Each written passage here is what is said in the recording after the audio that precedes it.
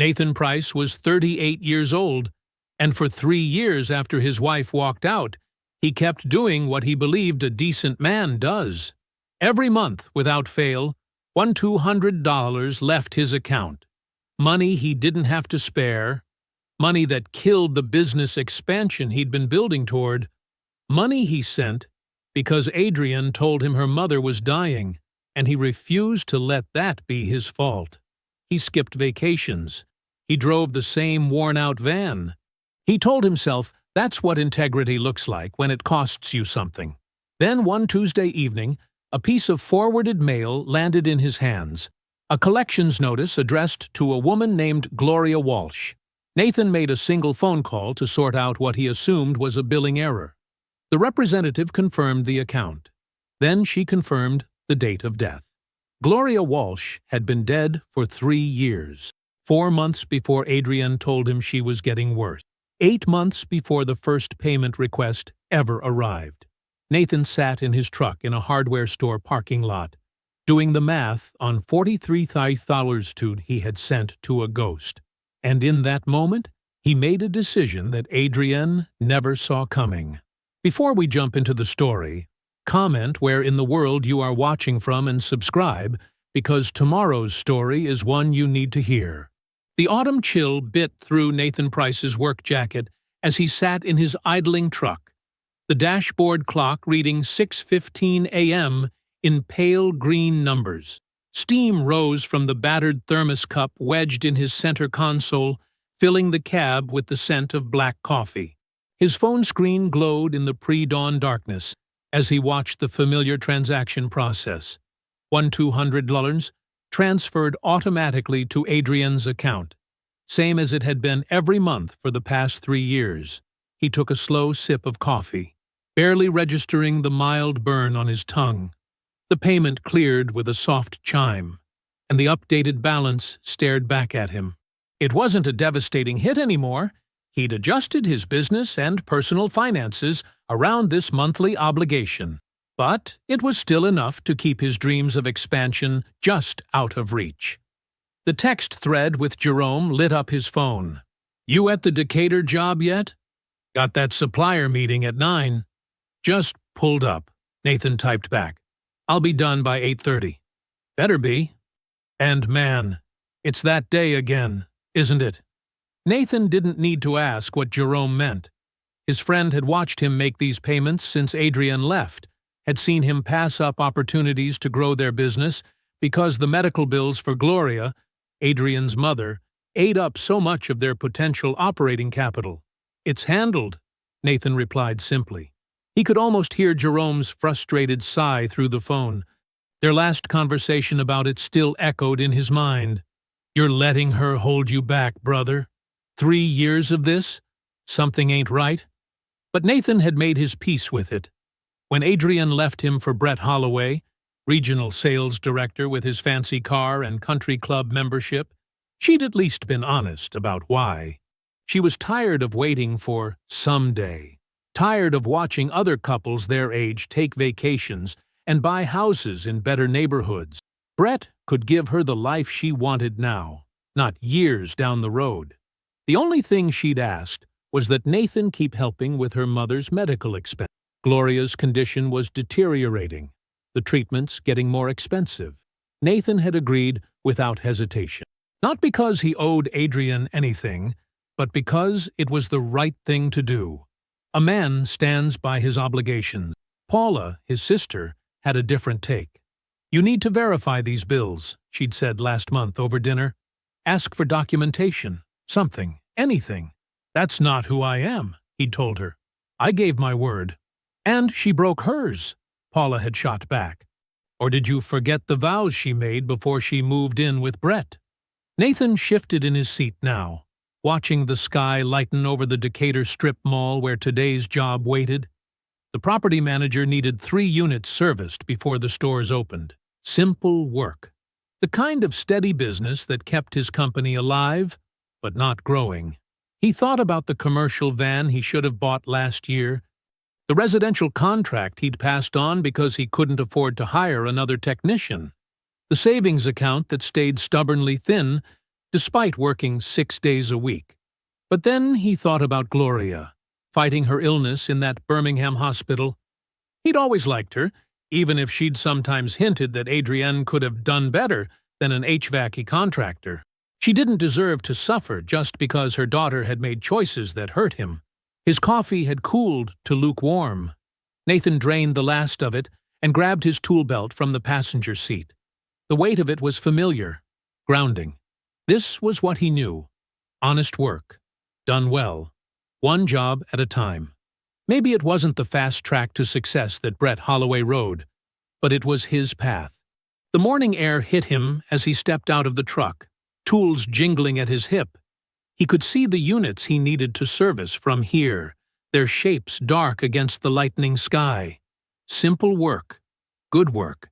The kind that kept him moving forward, even if the pace was slower than he'd once hoped. He locked his truck, pocketing his phone and the keys. Time to focus on what was in front of him. The payment was made, his obligation met for another month.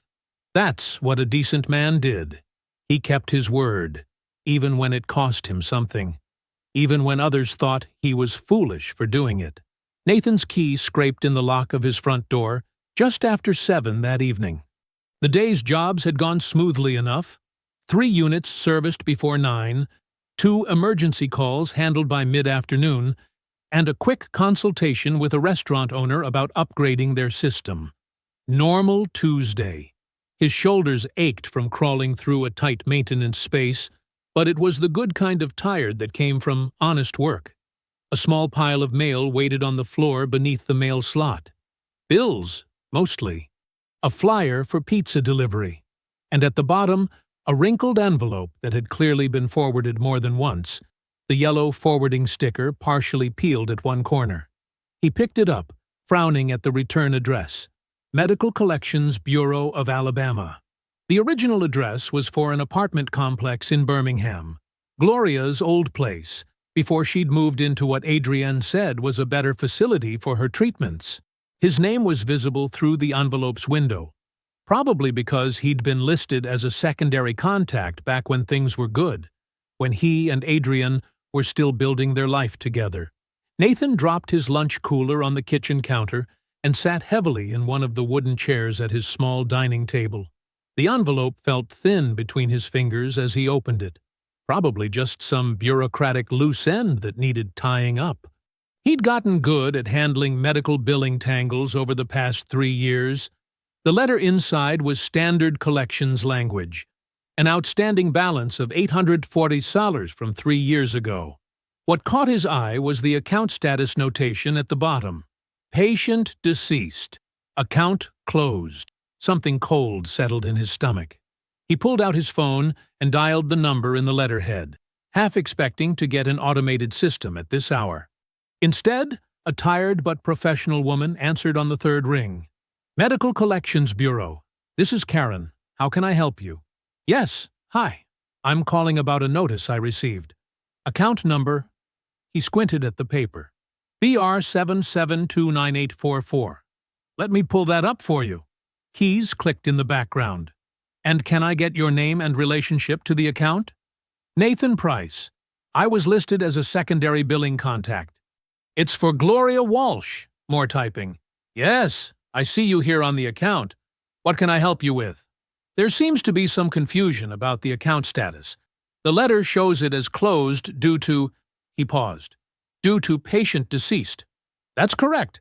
Let me verify the date for you. Mrs. Walsh passed away on September 12th, 3 years ago. The outstanding balance is from her final admission. Would you like to settle the account today? Nathan's hand tightened on his phone. September 12th. 4 months before Adrienne had told him her mother's condition was getting worse. 8 months before the first request for help with medical bills. Sir? Are you still there? Yes. His voice sounded distant to his own ears. Can you tell me what facility this bill is from? She named a hospital in Birmingham. Not the treatment center Adrienne had described in dozens of emails over the years. Not the place she said was doing wonders for her mother's recovery. Thank you, he said automatically. I'll need to review some documents before settling the balance. He ended the call and sat perfectly still at his kitchen table. The evening light through his windows had taken on a strange quality, like everything was slightly out of focus. September 12th. 3 years ago. 36 monthly payments of $1,200 each. $43,200 total. The drive to his shop took 12 minutes. He didn't remember making a conscious decision to go, but here he was, unlocking the office door, pulling the accordion file from his bottom desk drawer. Every receipt Adrian had emailed him, every update about Gloria's treatment, every grateful message about how the money was helping. He spread them across his desk like evidence at a crime scene. The timestamps told their own story now. Detailed updates about Gloria's progress dated months after her death. Receipts from facilities she'd never seen. References to treatments that had never happened. All carefully crafted, spaced out naturally, written in Adrian's warm, familiar tone. Nathan stood over his desk, hands planted on either side of the paper trail, and saw with perfect clarity what he'd been too loyal to see before. Adrian had never counted on his suspicion because she'd never had to. She had built their entire marriage on the bedrock of his decency. She had known exactly how far his loyalty would stretch, exactly what story would keep him paying, exactly what tone would keep him from asking questions. She had weaponized everything good about him, turned it into a tool to bleed him slowly, and trusted that his own character would keep him from looking too closely at the wound. Nathan waited until 8 a.m. sharp to call Paula. His sister always started her workday early, and he knew she'd be at her desk already, coffee in hand, checking emails before her first meeting. "Well, this is different," Paula answered. "You usually wait till Sunday to check in." "I need to tell you something." Nathan's voice was steady, controlled. "And I need you to just listen first." There was a slight pause on the line. "Go ahead." He laid it out chronologically. The forwarded collections notice, the phone call, the timestamp on Gloria's death certificate, the 36 months of payments that followed. He didn't elaborate on the betrayal. He didn't need to. The numbers spoke for themselves. Paula was silent for several long seconds after he finished. When she spoke, her voice was thick with controlled anger. "Nathan, I knew something wasn't right. I told you." "I know you did. 3 years, $43,000. Yeah." Paula took a deep breath. Nathan could picture her at her desk, straightening papers she didn't need to straighten, processing. "You're different this morning," she said finally. "This isn't you falling apart. This is you already decided about something." "Everything," Nathan said quietly. "But right. What do you need from me?" "Just this. Just someone who won't tell me to calm down or wait or think about it more. I've done enough waiting." "You have your sister," Paula said simply. "What's the first move?" "Already made it. Calling Jerome next, then my attorney. I need everything documented before I do anything else." "Smart. And Adrian doesn't know you know?" "Not yet. Keep it that way. Build your case first." Paula paused. "Nathan, I'm so sorry. Not just about the money. About what she did to your trust." "Yeah." Nathan's voice remained level. "I'll call you tonight." Jerome's reaction was exactly what Nathan needed. Pure, unconstrained outrage. Nathan put him on speaker while he drove to his first job, letting his friend's anger fill the truck cab. "She did what? Nate? I swear to God. I'm about to—" "You're not about to do anything." Nathan cut in calmly. "We're going to handle this right." "Right?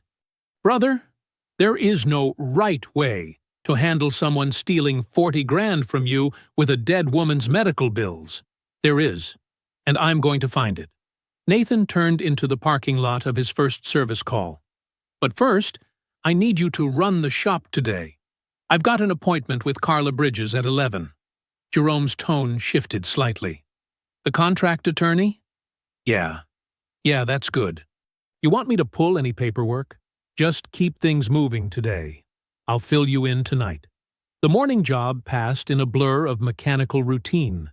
Check connections, test pressure, replace filter.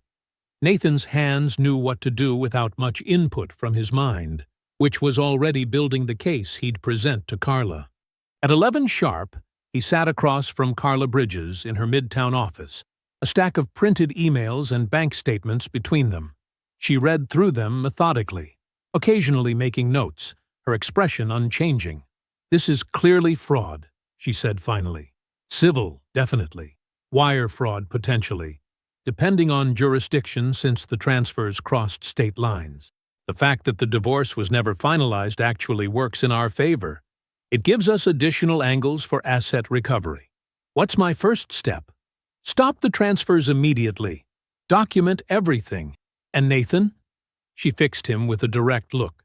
"Don't tip your hand. The moment she knows you're aware, things get more complicated." Nathan nodded slowly. "I understand." That evening, he sat at his kitchen table with his laptop open to his banking app. The scheduled transfer for next month's medical bills was due to process in 3 days. He could cancel it now, start the process of closing all those bleeding wounds Adrienne had opened. Instead, he let his finger hover over the confirm button for a long moment, then pressed it. One last payment, $200, same as always. Let her think everything was still running according to her plan. Let her feel secure in the story she'd built. He closed the laptop and looked at the thick folder of documentation beside it. Everything was there. Every email, every transfer record, every carefully crafted lie. 3 years of fraud, compiled and organized, ready to become something more than just paper. Nathan picked up his phone, typed a reminder note to himself. Do not let Adrienne know what you know. Not yet. The yet wasn't a threat. It wasn't even anger, really. It was simply a marker for the moment when everything would change. Not on Adrienne's timeline anymore, but on his. 2 days after meeting with Carla, Nathan sat across from Marcus Chen, the civil investigator she'd recommended. They met in a small conference room at Carla's office, the space feeling almost too formal for what was essentially a planning session. Standard procedure in fraud cases, Marcus explained, spreading out his initial paperwork. We document everything independently, establish patterns, look for additional exposure. Sometimes, what looks like a single straight line turns out to be part of a bigger picture. Nathan nodded, sliding across his folder of records. Everything's dated and organized. Marcus spent 20 minutes reviewing the document, occasionally making notes. This is thorough, he said finally. Makes my job easier. I'll need about a week to run everything down properly. It took less than that. 5 days later, Nathan's phone rang while he was finishing up a repair job in Buckhead. We need to meet, Marcus said without preamble. I found something you should see. An hour later, Nathan sat in the same conference room, looking at a new set of documents spread across the table. Bank records, transfer patterns, timestamps that told a story he hadn't expected. She's been running a similar operation with Brett Holloway, Marcus explained, pointing to highlighted transfers. Different approach. He has more money, different pressure points, but the same basic framework. Systematic extraction under constructed pretenses. Nathan studied the numbers. How long? That's where it gets interesting. Marcus pulled out a timeline he'd assembled. Their relationship didn't start when you thought it did. According to these records, financial entanglement began while you and Adrienne were still living together. Brett Holloway knew exactly what he was doing. He wasn't some guy who got involved with a separated woman. He pursued your wife while she was still at home with you. Nathan felt something cold settle in his chest. Not pain. He was past that. This was different. This was clarity. There's more, Marcus continued. Brett Holloway is married. Technically still is. His wife, Diane, lives in Marietta. They're separated, but no divorce filed yet. She might be useful to know about. Nathan looked at the address Marcus had written down. She knows? She suspects something. She's got partial records, but not the full picture. not what you have. Marcus leaned back. Look, I'm just here to document. But if I were building a case, having two sets of records showing the same pattern would be stronger than one. Nathan took the address, folded it carefully, and put it in his wallet. Anything else? Yeah. One detail that matters. Brett Holloway's not just some guy with money. He's regional sales director for a major commercial real estate firm. He has access, connections, the kind of man who'd know exactly what he was risking when he went after a married woman. He made that choice with full information. Nathan drove straight from the meeting to a diner just off I-285. He called the number Marcus had provided for Diane Holloway from the parking lot. Mrs. Holloway? My name is Nathan Price. We need to talk about Brett and Adrian. There was a long pause on the line. When and where? I'm at the Marietta Diner now, if you're free. 20 minutes. Diane Holloway was tall, composed, and unsurprised by anything Nathan told her. She sat across from him in a corner booth, coffee untouched, reviewing his documentation with practiced eyes. I knew there were transfers I couldn't account for, she said finally. I had bits and pieces, but not enough to build anything solid. She looked up at Nathan. You have timestamps, dates, actual proof of when it started. Yes? And you're willing to share that information? I am. Nathan kept his voice level. Not out of kindness, not out of anger, but because what they did was calculated, and the response should be too. Diane nodded slowly. I have records of joint accounts, investment holdings, patterns of withdrawal that never made sense. Would those be useful to your attorney? Very. They spent 30 minutes exchanging information, each taking careful notes. No emotion, no venting, no shared grief. Just two people building something precise. On the drive home, Nathan finally let himself absorb the full shape of what had been done to him. Not just Adrienne's fraud. That was almost simple in comparison, but the deliberate, coordinated deception. Brett Holloway, a man who had looked him in the eye at business functions while already pursuing his wife. The calculated nature of it all. He pulled into his driveway as the sun was setting, the folder of new documentation on the seat beside him. The shape of it was clear now, and so was what needed to happen next. Nathan's phone buzzed while he was finishing paperwork at his shop. Paula's text was brief. Come by tonight. Need to show you something. He arrived at Paula's house just after 7. The summer sun still high in the Atlanta sky. She met him at the door with an expression he recognized. The same look she'd worn 3 years ago when she first tried to warn him about Adrienne. Kitchen, she said, leading him through the house. You need to sit down for this. Paula's kitchen was warm and familiar, the place where their family gathered for every holiday. Tonight it felt different. She had papers spread across the counter, notes in her precise handwriting. Remember Caroline Mitchell? Paula asked, pulling out a stool for him. She still runs in those Buckhead circles, the ones Adrian cultivated. Nathan nodded. Caroline had been at their wedding. She reached out to me yesterday. She's been hearing things, watching things, started putting pieces together. Paula slid a document across the counter. This is public record. Partnership filing from 2 years ago. Look at the names. Nathan studied the paper. It was a real estate investment partnership, something called Meridian Holdings, LLC. 3 partners listed. One name jumped out.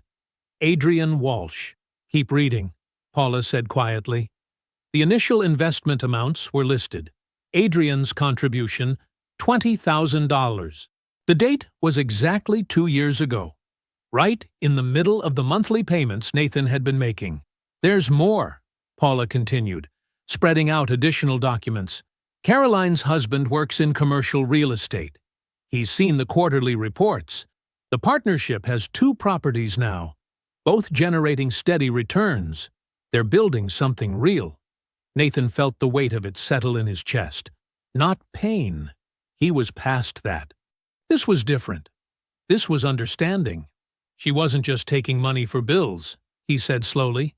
She was investing, building, using your money, Paula confirmed. The money she got by making you believe her mother needed care. She wasn't desperate. She wasn't surviving. She was building a future using your guilt as capital. Nathan stood up, walked to Paula's window. The neighbor's kids were playing basketball in the driveway next door. Normal life happening in normal ways. You know what this means, Paula said behind him. She didn't leave because she was unhappy.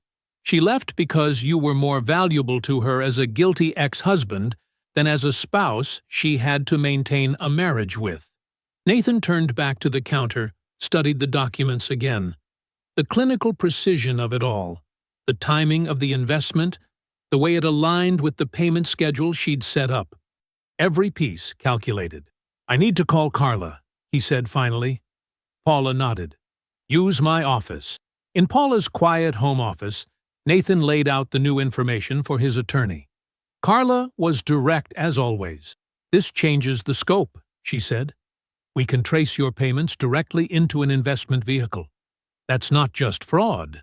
That's calculable returns we can pursue. I'll update the complaint.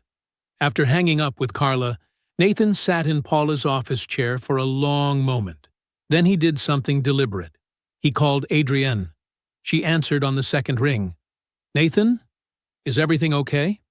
He kept his voice light, casual. Yeah, just some paperwork I need to sort out. Been meaning to call. Oh, her voice warmed immediately. Of course, whatever you need. You know I'm always here to help. The practiced concern in her tone would have moved him once. Now he heard it clearly. The performance of care, the management of his responses. Great, he said. I'll have everything together in about 3 weeks. That work for you? Perfect timing, actually. I'll be in town then. They exchanged a few more pleasantries. She asked about his mother. He gave brief, polite responses. When they hung up, he looked at the calendar on Paula's office wall. 3 weeks. That's how long Adrienne had left, before everything she'd built on his loyalty came apart. He marked the date in his phone, not as a reminder, but as a deadline. Paula appeared in the doorway. You okay? Nathan nodded, pocketing his phone. I am. For the first time in a long time, I really am. Nathan arrived at Carla's office early the next morning, a thick folder under his arm containing every document they'd gathered. The morning light filtered through the high-rise windows, casting long shadows across the conference room table where they sat. Walk me through it one more time, Nathan said, spreading the papers methodically. Carla nodded, her reading glasses perched precisely on her nose. The civil complaint focuses on 3 years of documented fraud. 36 monthly transfers of $200 each, totaling $43,200. We have Gloria Walsh's death certificate, dated 4 months before Adrienne began requesting payments. We have every email she sent you referencing specific medical procedures, facilities, and treatments, all fabricated. She tapped a stack of printed emails. The documentation is exceptional. She created a detailed fiction and maintained it consistently. That works against her now. Every specific detail she invented becomes evidence of premeditation. And the divorce angle? Nathan asked. The unfinalized divorce gives us leverage. You've been separated but not divorced, meaning we can pursue joint assets that were never formally divided. More importantly, we can establish that she used marital funds, your payments, to seed that real estate investment. We'll claim a percentage of both the initial investment and subsequent returns. Nathan nodded slowly. File it today. Carla began preparing the documents for submission, while Nathan made his next move. He called Diane Holloway and arranged to meet her at the same diner where they'd first talked. Diane was already there when he arrived, composed as always. He handed her a single manila envelope. What you asked for, he said. Email correspondence, phone records, credit card statements. They established that Brett and Adrienne's relationship began while both of our marriages were intact. The timeline is precise. Diane studied the documents carefully. This is exactly what my attorney needs to pursue dissipation claims.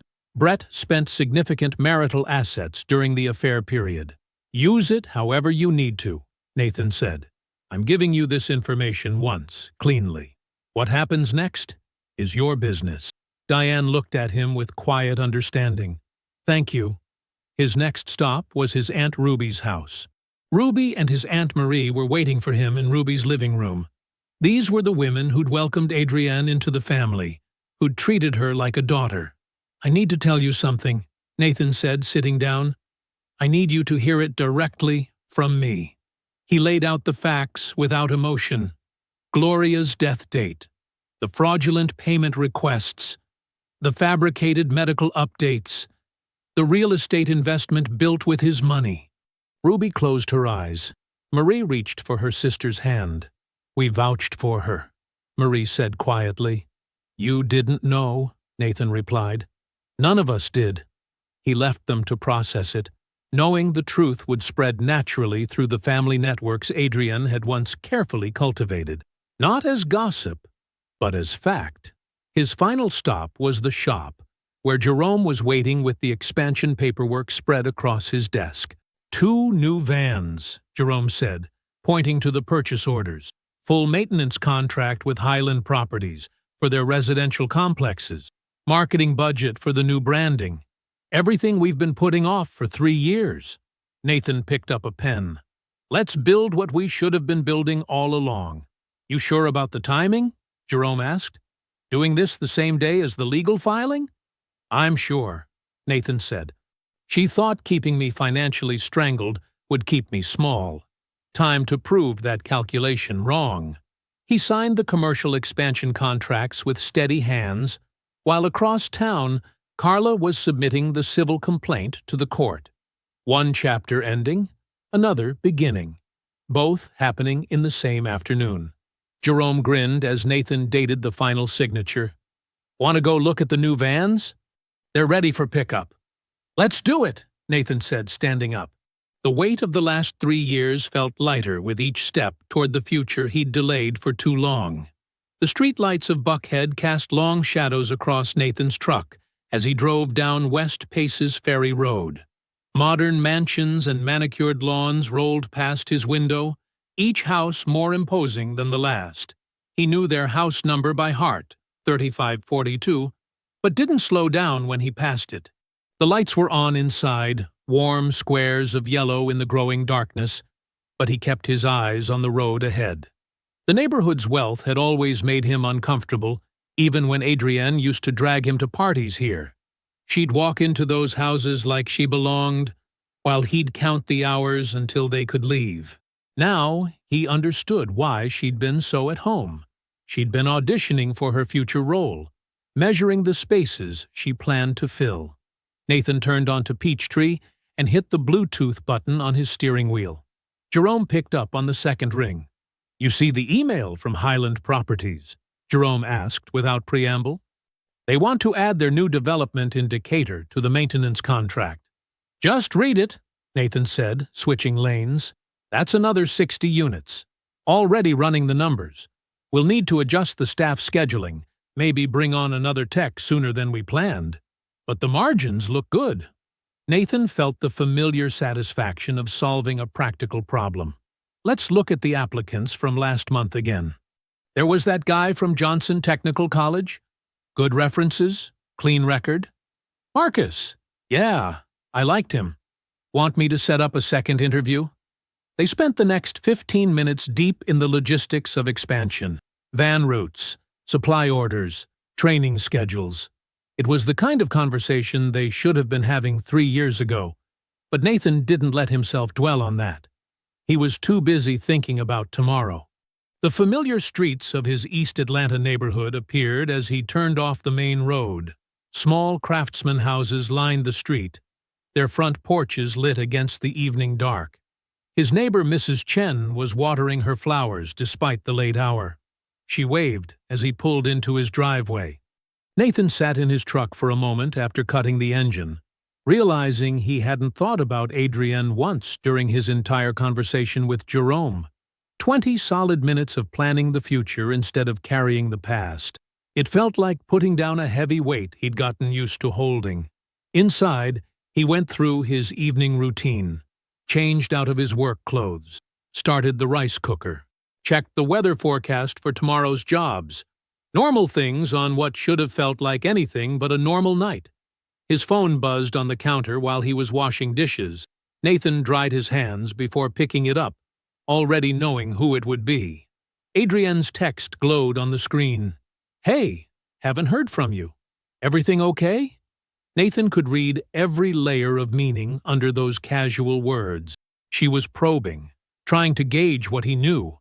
Someone in their old social circle must have mentioned his questions, his conversations with family. Adrienne had always been good at monitoring the currents of information around her. It was one of the skills that had kept her fraud hidden for so long. He studied the message, noting how perfectly calibrated it was, concerned but not pressing, personal but not intimate. The kind of text that invited confession, that made the recipient want to explain themselves. Classic Adrienne. 3 years ago, he would have responded immediately, would have felt guilty for making her worry. Now he simply set the phone face down on the counter and finished washing the dishes. Everything that needed doing was done. The civil complaint was filed, sitting in the court system like a time bomb. Diane Holloway had the documentation she needed to collapse Brett's divorce position. The family network was shifting, the truth spreading through quiet conversations in living rooms and over phone lines. Even the business was moving forward, breaking free of the artificial constraints Adrienne's scheme had placed on it. Nathan dried the last plate and put it away. He turned off the kitchen lights and walked through his quiet house, checking the locks, adjusting the thermostat. Tomorrow would bring its own developments, but tonight was for rest. In his bedroom, he changed into sleep clothes and sat on the edge of his bed. His phone screen lit up again. Another text from Adrienne. This one a little less casual. "Are you there? Can we talk?" Nathan picked up the phone and set it on his nightstand without responding. He reached for the lamp switch, paused for just a moment, then turned off the light. In the darkness, he could feel tomorrow coming, and for the first time in 3 years, he was ready for it. The process server, a slim woman in a navy blazer, walked through the glass doors of Meridian Property Management precisely at 9:45 a.m. on Tuesday morning. She carried a thick manila envelope and moved with practiced efficiency, scanning the modern office layout until she spotted the desk she wanted. Adrienne Price sat in her corner workspace, perfectly put together as always. Her designer blazer matched her carefully styled hair, and she was leaning forward, engaged in what looked like an important client call. The process server approached without hesitation, waiting at the edge of the desk until Adrienne glanced up with mild irritation. "Just one moment," Adrienne said into her headset, covering the microphone. "I'm on an important call." "Ms. Price, you've been served." The process server placed the envelope directly in front of Adrienne. "This is a civil complaint filed in Fulton County Superior Court." Adrienne's expression shifted from annoyance to confusion as she registered what was happening. Around her, heads turned. Conversations paused. The quiet efficiency of the office floor rippled with sudden attention. "I need to call you back," she said into her headset, disconnecting quickly. Her manicured fingers reached for the envelope with visible reluctance. 10 miles away, Nathan sat in his shop's newly expanded office, reviewing the final terms of a maintenance contract with the Highland Hotel Group. The agreement would add 4 downtown properties to their service rotation, a significant expansion that would require careful planning and additional staff. Jerome stood at his shoulder, pointing out specific maintenance schedules they needed to verify. Nathan's phone was face down on his desk. He had turned off the ringer that morning. Back at Meridian Property Management, Adrienne's hands shook slightly as she opened the envelope. The complaint was substantial, nearly 50 pages of detailed documentation. Her eyes scanned the first page, then widened as she began to understand what she was holding. Every transfer was listed, every date, every amount. $1,200 repeated 36 times across 3 years, each payment annotated with corresponding email exchanges she had authored. emails discussing treatments that never happened, referencing a facility that never saw her mother, describing the declining health of a woman who had already passed.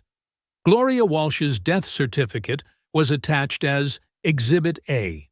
The date of death stood out in stark black type. Undeniable, unchangeable. Adrienne felt the careful construction of her life begin to crack. She looked up to find several colleagues watching her with undisguised curiosity. The process server was already gone, leaving only the weight of the documents behind. Her first call to Nathan went straight to voicemail. So did the second, and the third, and the fourth. At his shop, Nathan initialed another page of the contract while Jerome updated their scheduling software. They discussed training requirements for the new maintenance protocols, mapped out equipment needs, and planned the next round of hiring. It was detailed, engaging work that required Nathan's full attention. His phone remained silent on his desk, though its screen occasionally lit up with incoming calls. Desperate for some kind of response, Adrienne finally called Paula. Unlike Nathan, Paula answered immediately. "I don't understand what's happening," Adrienne said, her voice tight with controlled panic. "There has to be some mistake. Nathan can't possibly—" "Stop," Paula cut in, her tone calm but absolute. "I'm not the person you need to be talking to. You need a lawyer." "Paula, please. If you could just tell Nathan—" "No," Paula said. "I won't tell him anything. You've had 3 years to tell him things.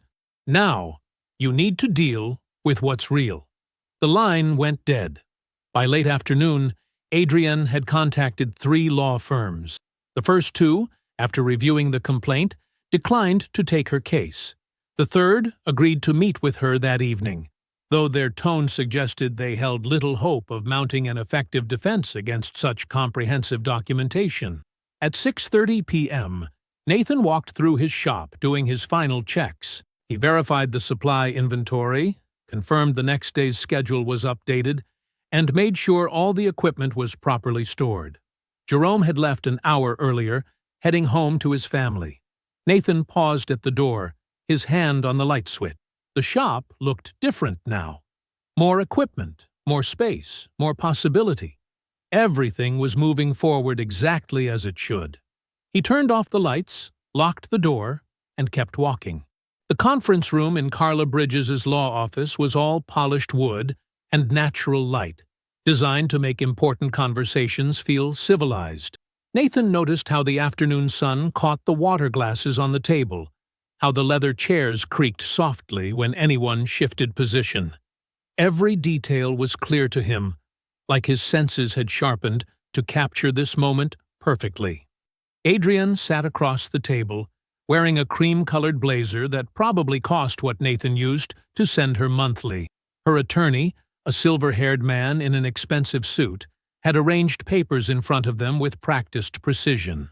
Nathan recognized the careful staging of it all, how Adrienne had positioned herself to catch the light just so, how she'd chosen an outfit that made her look both professional and somehow vulnerable. "Thank you for meeting today," Adrienne's attorney began, his tone carefully measured. "We've reviewed the complaint and believe there may be room for an amicable resolution." Carla sat straight-backed beside Nathan, her own files arranged with military precision. She didn't respond immediately, letting the silence stretch just long enough to establish who actually held power in the room. "We're certainly open to discussion," Carla said finally, "though I should note that my client's position is exceptionally well documented." Adrienne leaned forward slightly, her expression composed but showing careful strain, the kind that invited sympathy without appearing too desperate. "Nathan," she said softly, using his name like a key she still believed would unlock something. I know I handled things badly. I'm prepared to make this right." Her attorney smoothly slid a document across the table. "We've prepared an initial settlement offer that we believe addresses the core financial concerns while acknowledging the complexity of the situation." Carla picked up the document, scanned it briefly, then passed it to Nathan without comment. The number on the page was less than half what he'd paid over 3 years. Additionally, Adrienne continued, her voice catching just slightly. "I want to explain. Things were complicated when Mom died. I was scared and lonely and—" "Let's focus on the documented facts," Carla interrupted, opening her own file. "We have 36 separate wire transfers of $1,200 each, spanning 3 years. We have emails from Mrs. Price specifically referencing treatments at Atlanta Memorial Hospital's oncology wing, a facility that has no record of Gloria Walsh ever being admitted. The transfers could be reasonably characterized as informal support payments," Adrienne's attorney suggested. "Given the length of the marriage and the ongoing connection, we have 17 separate emails," Carla continued, in which Ms. Price described specific medical procedures, named attending physicians, and detailed her mother's supposedly declining condition. All of this correspondence was dated after Gloria Walsh's documented death. Nathan sat perfectly still, watching Adrienne's carefully constructed facade begin to crack around the edges.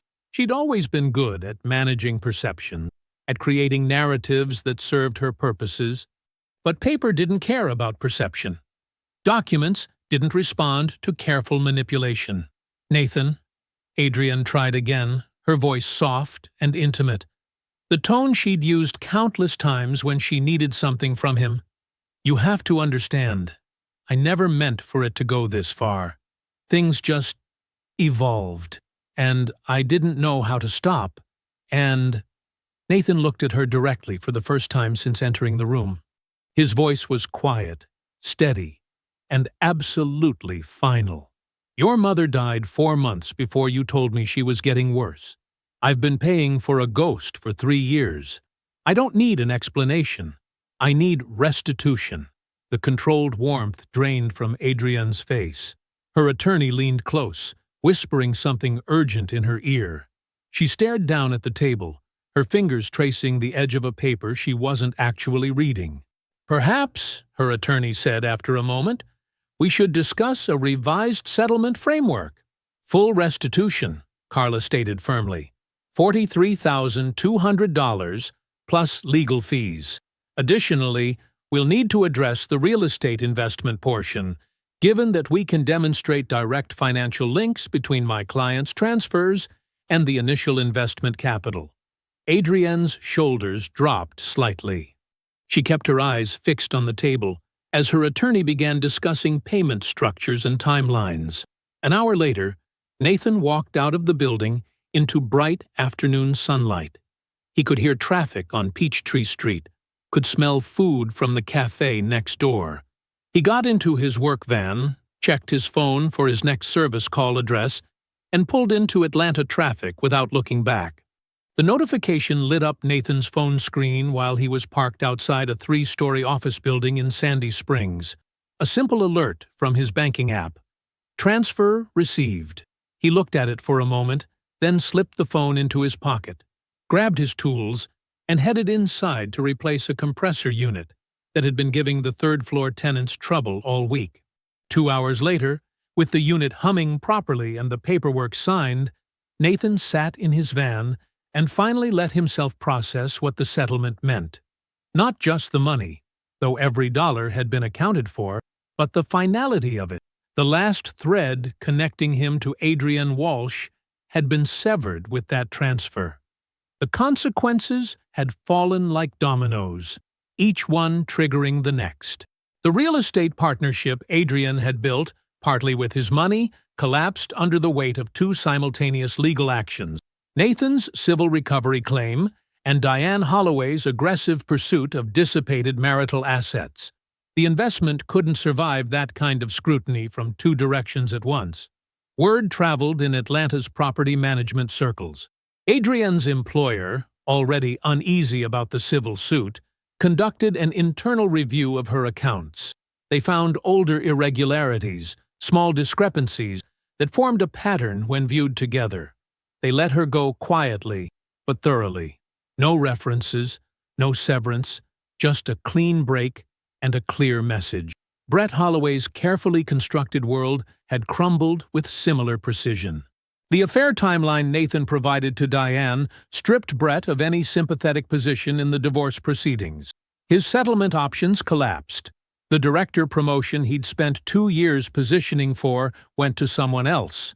The kind of quiet professional consequence that arrived without drama, but landed with real weight. In the end, Brett did what men like him always do when situations turn costly. He left.